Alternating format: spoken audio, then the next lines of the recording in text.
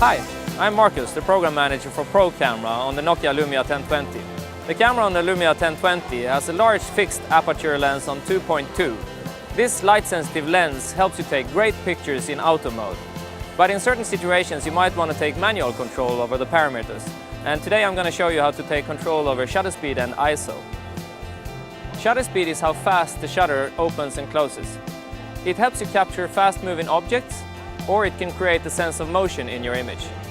ISO is how sensitive the camera is to light. It can make a dark room look brighter. In a daylight situation, ISO 100 will give you vivid colors. When in a dark situation, you might need to increase the ISO to 800. I'm here in the shark tank in Helsinki where I'm going to take a few pictures. But it's quite a challenging environment because I'm not allowed to use the flash, even though it's quite dark, and the fish are moving.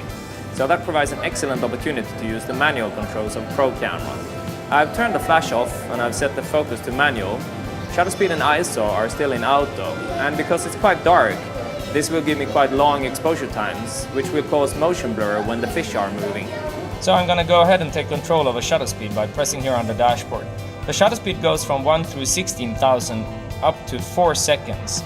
And as you see, when I'm moving the shutter speed here, I get continuously indicator help here. They tell me what ISO I will get. So for example, if I go up to 1 second exposure time, I will get a very low ISO, like 100. And if I go for a very fast shutter speed, like 1 to 1000, I'm getting ISO 4000 here. And you also get warnings in the indicators, like those red lines underneath the ISO tells you that the ISO 4000 is actually going to introduce some noise to your picture.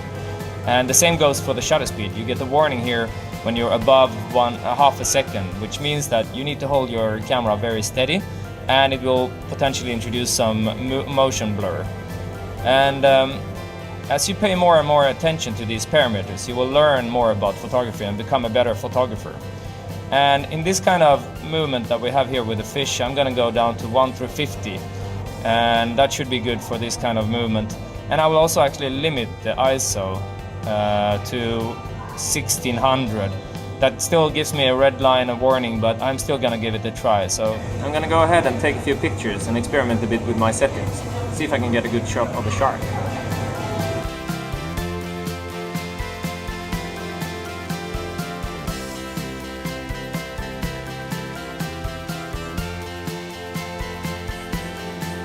It's been a great day at the aquarium.